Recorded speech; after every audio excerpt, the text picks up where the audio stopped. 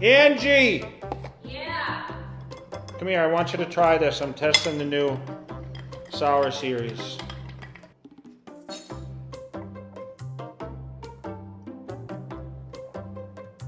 Needs to be more sour. Yeah, it's not sour.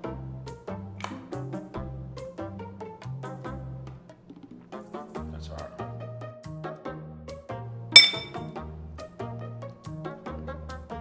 That's hard.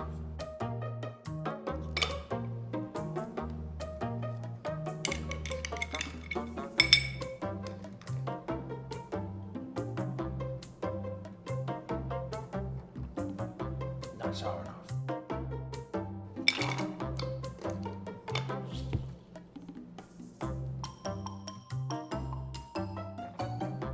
It's ready. It's right. No, listen, I have the combination. I got it. It's perfect. It's exactly the way we want it to be. Perfect.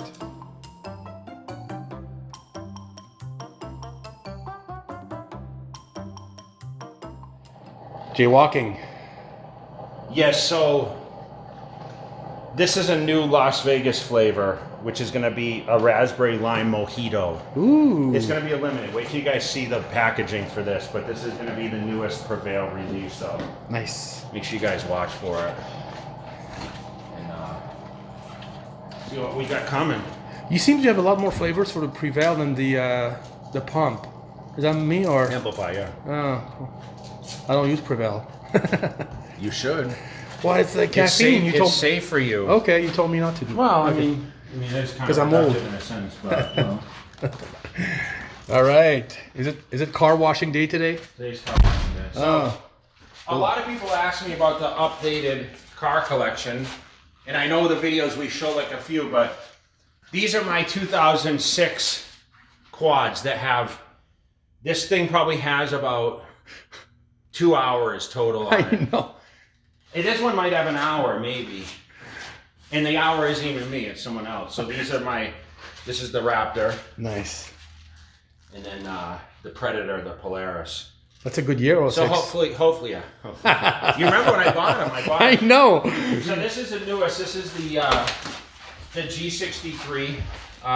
This is 21. And this is, obviously, we got all the supplements. This is Angie's. I like the Angie color. drives this every day. That's So a nice the color. red interior, Yeah. special order. Kind of funny because as we walk out, you're going to see I already have a G-Wagon, but there's a little history behind that. But this was something we actually special ordered this one. So it's kind of exclusive. And we got the Rolls Royce Wraith, which now these are discontinued, by the way. So, Really? Yeah, So it's worth more. yeah, and I just have the black interior with this one. All the wood and everything. These are. that's nice. This is. They're just not making the 2 doors anymore. So, what you got to wrap on here. And the Spirit is actually wrapped. So this is the G63. This is the original one.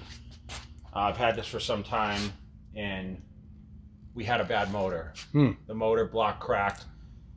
Overheated, I guess. It was in service at the time, and they were testing it. When I got it back, the light kept coming on, and when the light came on, they dissected it and said that the engine block cracked. It was under warranty. So Thank this God. this one just came back. As you know, we were showing this on the videos. I really like this interior though, with the Yeah. It's the Raider, two-tone. Raiders colors. right.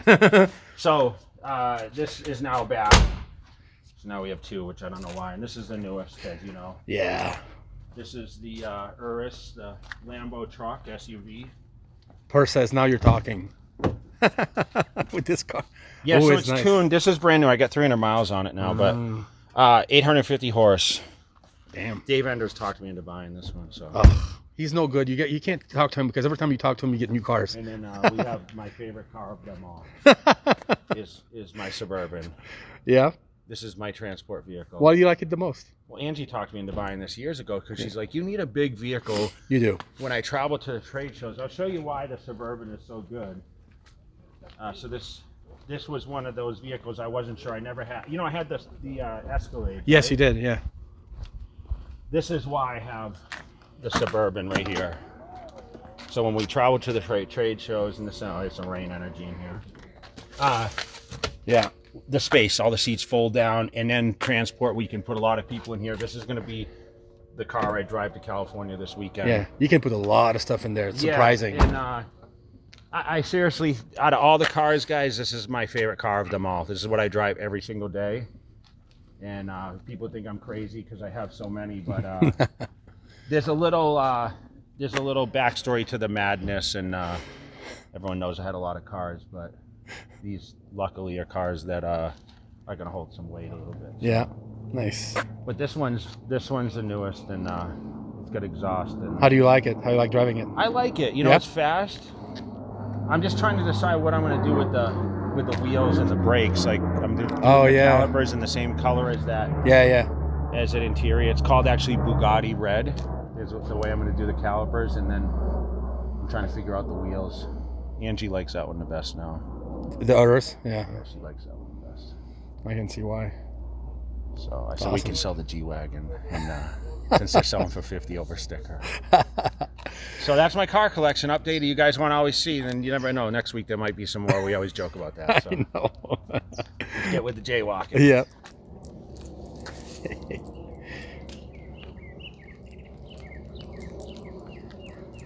Capone walking. He gets his one lap. What a good boy. He's coming to California?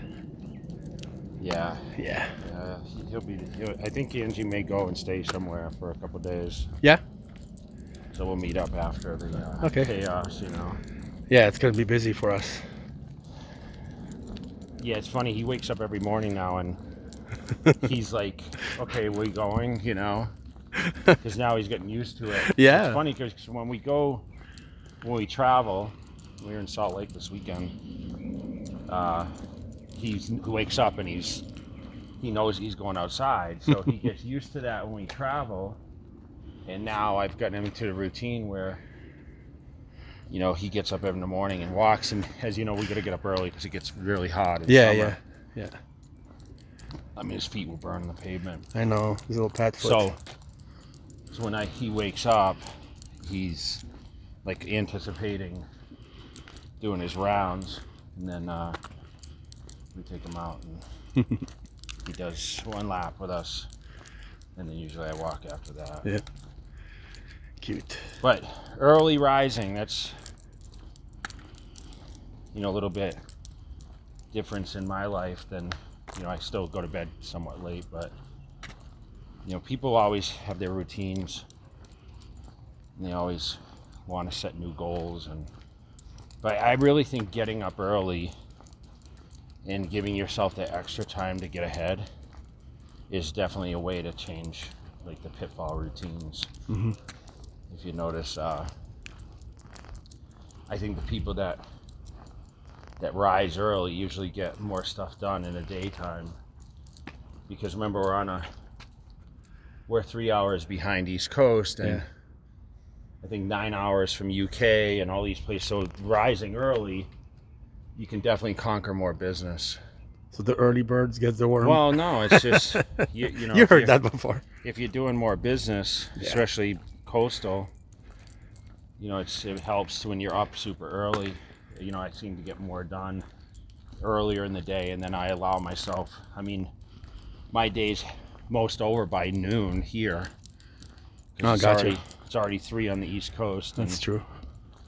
You know, most of my business communication is on the East Coast. Yeah.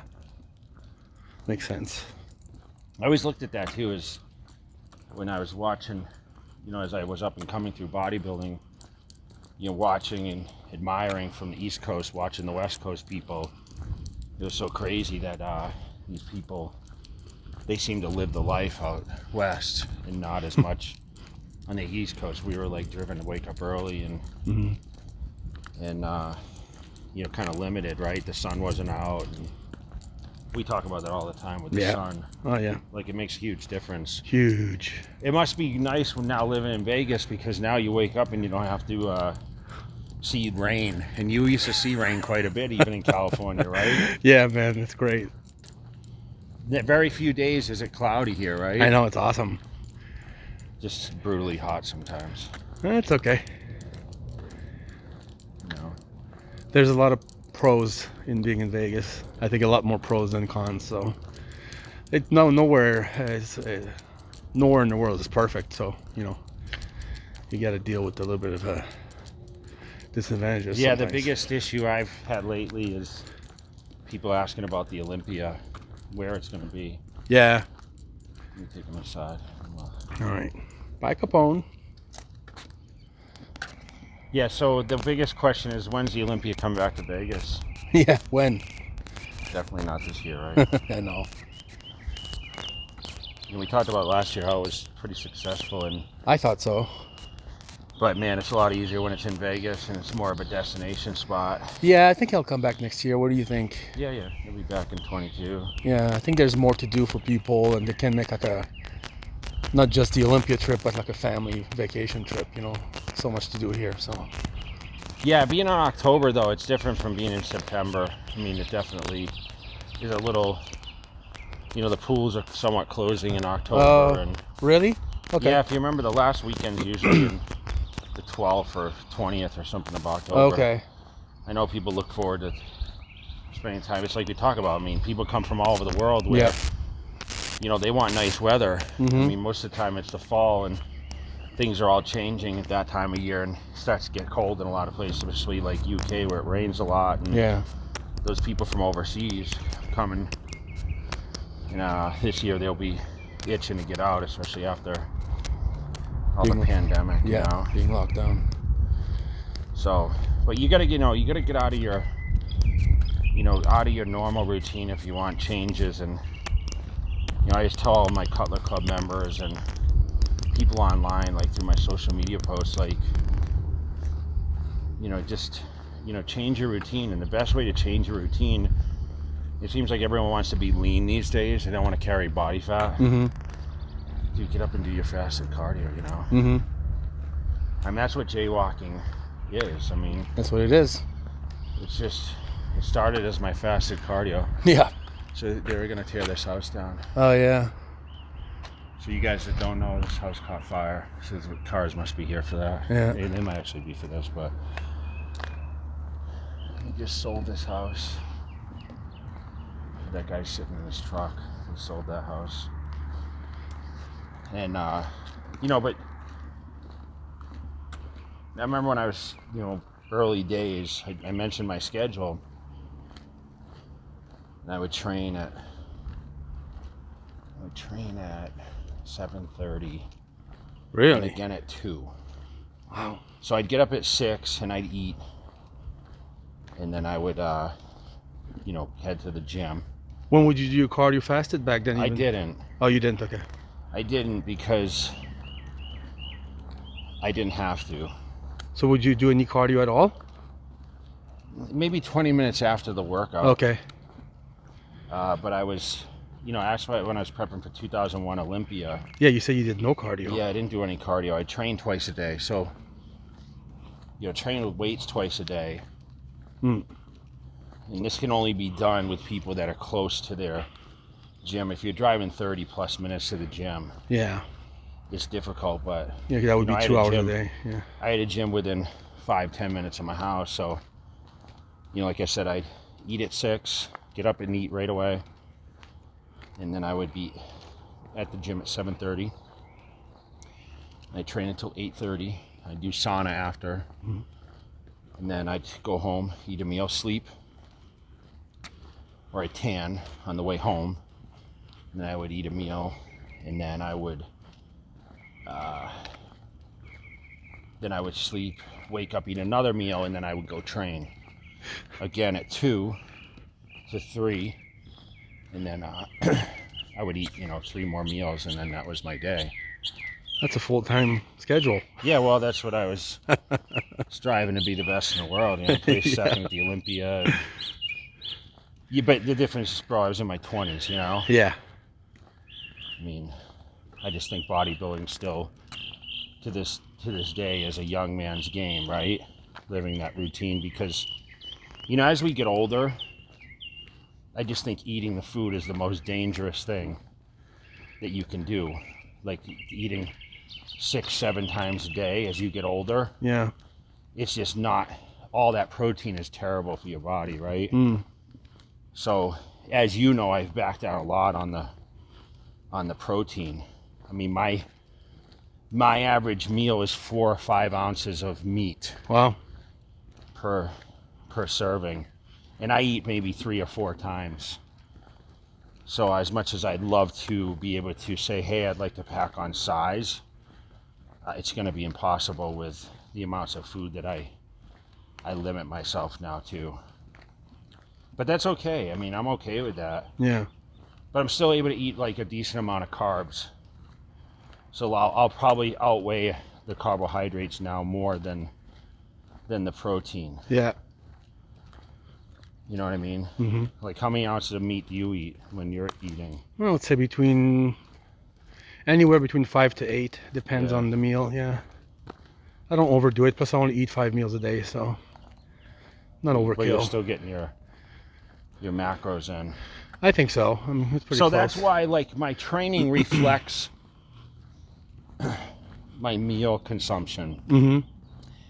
So as you progress, you know, and that's what happened and that's why it was really hard to dial for certain shows, is the bigger you get, the more calories you need to maintain that bigger body, right? Mm-hmm. Or the more muscle you put on, the more calories you need. So as I've now downsized, I eat as much as I need to eat just to carry, you know, the body weight that I have or the leanness. So that's why you have to adapt. You can't always eat the same thing. You know, we talked about like my 100-gram protein breakfast, which is still my largest meal. Yeah.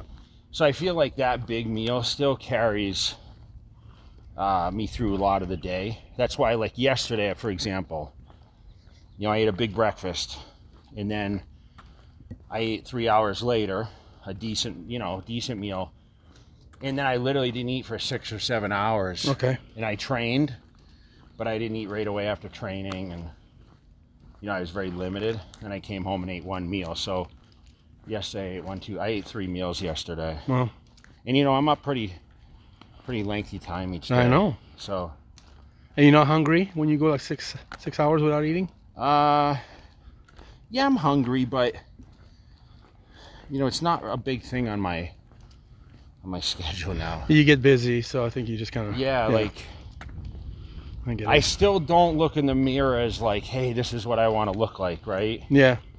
Like, I'm literally like, I want to be lean, and that's it. I don't care about like how much weight I push, or Mm-hmm. I don't really judge my workouts. They're all the same pretty much. Yeah. So for me, like, I go to the gym every day as more of a routine. Yeah, yeah.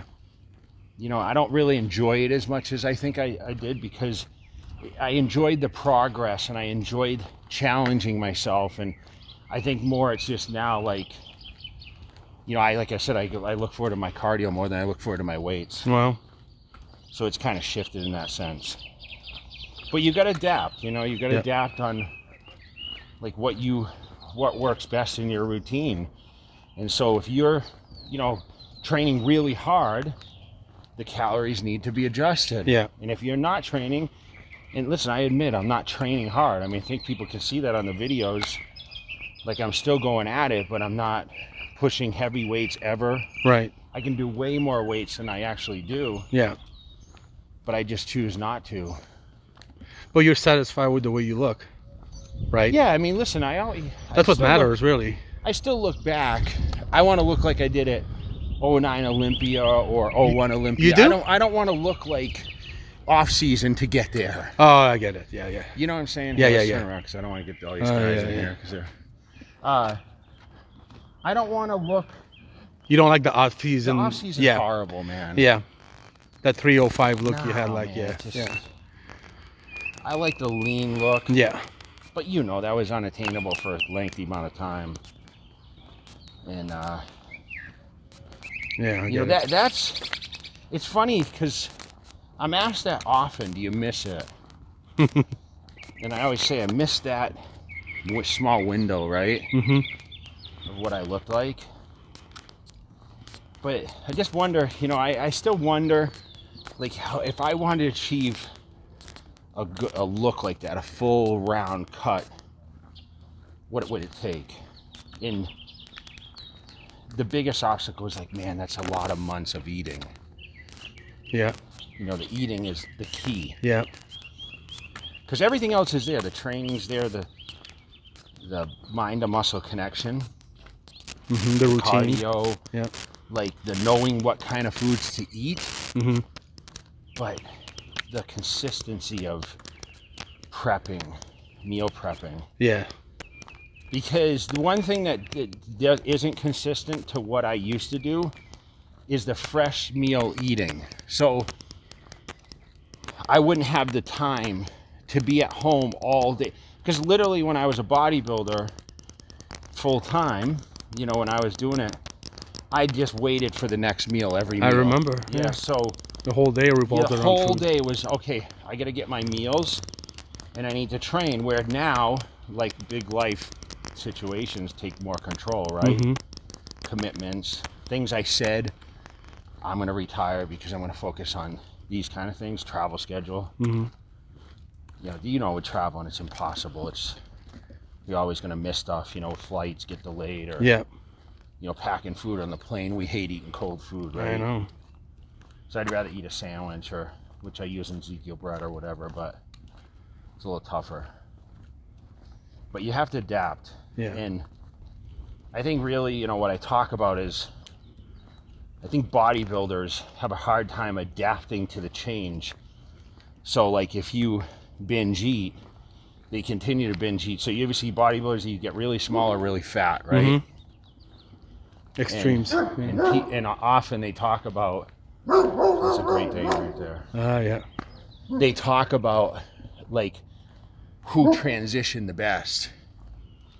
And I think my name's thrown in there because it's the consistency of, you know, the training and knowing how I adapt Your diet to the new training. Yeah. the diet. Like, hey, I can't eat this.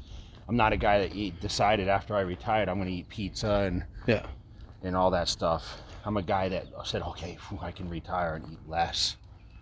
So I think really that's Yeah, you always looked forward to that. I remember when you were still competing and you would tell me, oh, I can't wait not to compete anymore. I'll eat like 3 times a day and I'll be fine with that. right. I remember, yeah. You were looking forward not to eat so much, yeah. Yeah, but I also said I'd never deadlift and T-bar row, and yesterday I did both. I know.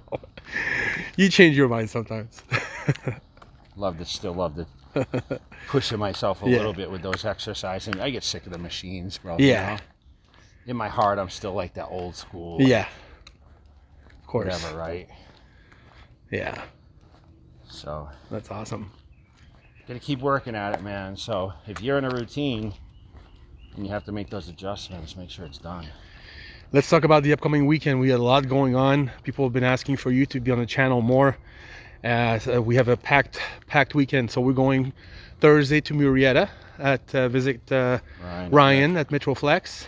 Yeah. And then Friday we're planning on going to Gulch in Venice for the first time in a long time. Yeah, maskless. To go there. We'll see if you get kicked out. We're not fucking with those 300-pound dumbbells, though. No. And then Saturday we have the Cal in Anaheim. So 3 days in a row. Yeah. With JTV. So it'll be good, right? It's been a while since we went to Cali together. Yeah. So too bad we can't see Steve Murphy. Yeah, I texted him last week. You did? Yeah, Okay. I did text him. Just to see how he's doing. I know, we love him. But I couldn't commit. I mean, dude, I have no time. Like, when am I going to see him? He doesn't work on the weekends. And yeah. Thursday, we're going to Murrieta. We'd be in basically San Diego and then have to go to Orange. I'm staying in Orange County. I know. Plus, he's really busy too. So yeah. We're happy for him. He's really busy. So we're getting on it, and Yep. we'll have plenty of content for you guys. That'll be great. Yeah. So everyone will be happy. So the moral of my jaywalk today: don't ever be satisfied. Don't adapt, and just don't adapt to just the same routine all the time. Mm-hmm. Make the changes. Know your limitations, but more importantly, make the adjustments as you transition through life. And age is something that we all have to adapt for. Yeah. So, Unfortunately. yeah. All right, champ. Thanks for jaywalking. Yes.